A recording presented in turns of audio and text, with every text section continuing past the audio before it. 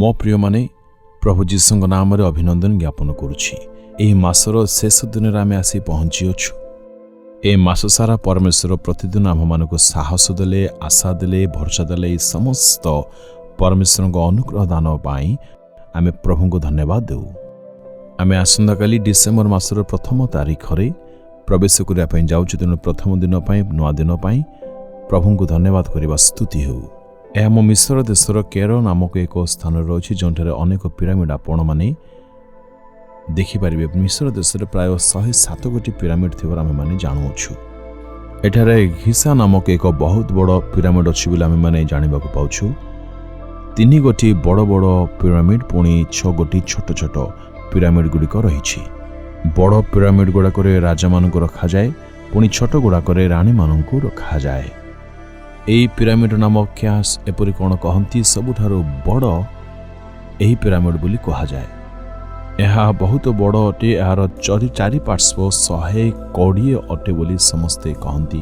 ଏହା ସବୁଠାରୁ ବଡ଼ ପିରାମିଡ଼ ବୋଲି କୁହାଯାଉଛି। ଏହାର ଉଚ୍ଚତା 146 ଫୁଟ ବୋଲି କହନ୍ତି, ଅର୍ଥାତ୍ ପାଖାପାଖି 400 ଫୁଟ ହୋଇପାରେ। ଏଠାରେ ଯେତେ ପଥର ଗୁଡ଼ିକ ରହିଅଛି ତାହା ପ୍ରାୟ 3,500-4,000 ପଥର ଗୁଡ଼ାକ ରହିଅଛି।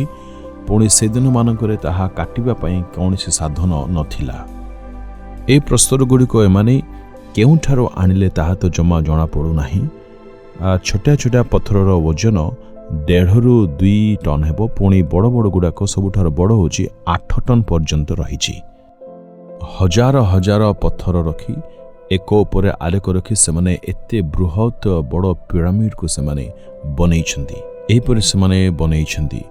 ଆଉ ଏହାକୁ ଦେଖିବା ପାଇଁ ବିଶ୍ୱବ୍ୟାପୀ ଅନେକ ଦେଶରୁ ଲୋକମାନେ ପ୍ରତିଦିନ ଏହାକୁ ଯଥେଷ୍ଟ ଲୋକମାନେ ଆସନ୍ତି, ଦେଖନ୍ତି। ଏହା ବିଶ୍ୱର ଏକ ଆଶ୍ଚର୍ଯ୍ୟ। ଆଜି ପରମେଶ୍ୱର ମୋ ପାଇଁ କ'ଣ ବାକ୍ୟ ରଖିଛନ୍ତି ଏହା ଜାଣିବା ପାଇଁ ଚାହାନ୍ତି ନା? ଗୀତ ସଂହିତା 23:6। ନିଶ୍ଚୟ ମଙ୍ଗଳ ଓ ଦୟା ମୋହର ଜୀବନ ଯାଏ ମୋହର ପଶ୍ଚାତଗାମୀ ହେବ। ଆପଣଙ୍କ ବିଶ୍ୱାସ ସହିତ ଏହା କହିବାକୁ ପଡ଼ିବ, ପରମେଶ୍ୱର ମୋତେ ମଙ୍ଗଳ ଦାନ କରିଛନ୍ତି, ସେ ଭଲରେ ମୋତେ ରଖିଛନ୍ତି। ଆପଣଙ୍କୁ ଏହା କହିବାକୁ ପଡ଼ିବ, ପରମେଶ୍ୱର ମଙ୍ଗଳ କରିଛନ୍ତି ମୋ ଜୀବନର ଶେଷ ପର୍ଯ୍ୟନ୍ତ, ଅଥବା ତାହାଙ୍କ ଦ୍ୱିତୀୟ ଆଗମନ ଯାଏ। ନିଶ୍ଚୟ ମଙ୍ଗଳ ଓ ଦୟା ମୋହର ଜୀବନ ଯାଇ ମୋତେ ସମ୍ଭାଳିବ। ପ୍ରଭୁଙ୍କ ଲୋକମାନେ ଏହା ସ୍ୱୀକାର କରିବା ଦ୍ୱାରା ଆମେମାନେ ନିଶ୍ଚୟ ତାହା ପ୍ରାପ୍ତ ହୋଇପାରିବା। ନିଶ୍ଚୟ ପ୍ରଭୁ ତାହା କରିବେ। ଆଜ୍ଞା ହଁ, ପ୍ରଭୁ ନିଶ୍ଚୟ ତାହା ସାଧନ କରିବେ। ଆଜି ଆପଣ ଜୀବନର ମଙ୍ଗଳ ଦେଖିବାକୁ ଚାହୁଁ ଅଛନ୍ତି ନା? ଆଜିର ଆବଶ୍ୟକତାକୁ ପରମେଶ୍ୱର ନିଶ୍ଚୟ କରିବେ। ଆସନ୍ତାକାଲିର ଆବଶ୍ୟକ ମଧ୍ୟ ପରମେଶ୍ୱର ନିଶ୍ଚୟ ପୂରଣ କରିବେ। ମଙ୍ଗଳ ଓ ଦୟା ମୋହର ଜୀବନ ଯାଏ ମୋର ପଶ୍ଚାତଗାମୀ ହେବ। ଯେଉଁମାନେ ଅଯୋଗ୍ୟ ଅଟନ୍ତି ତାଙ୍କ ଉପରେ ଯେଉଁ ଦୟା କରାଯାଏ ତାହାକୁ ଆମେମାନେ ଅନୁଗ୍ରହ କହିଥାଉ। ଆମମାନଙ୍କ ଅପରାଧକୁ ଯଦି ପ୍ରଭୁ ଦେଖିଥାନ୍ତେ, ଆମେମାନେ ଦୟା କିମ୍ବା ଅନୁଗ୍ରହ ପାଇପାରିନଥାନ୍ତୁ। ତାହାଙ୍କ ଅନୁଗ୍ରହ ହିଁ ଅଟେ ଯାହା ଆମମାନଙ୍କ ଅପରାଧ ଦୟାକୁ ସେ କରି ଆସୁଛନ୍ତି, ଅପରାଧ ଦେଖୁନାହାନ୍ତି। ନମ୍ର ଲୋକମାନଙ୍କୁ ପରମେଶ୍ୱର ଅନୁଗ୍ରହ ଦାନ କରନ୍ତି।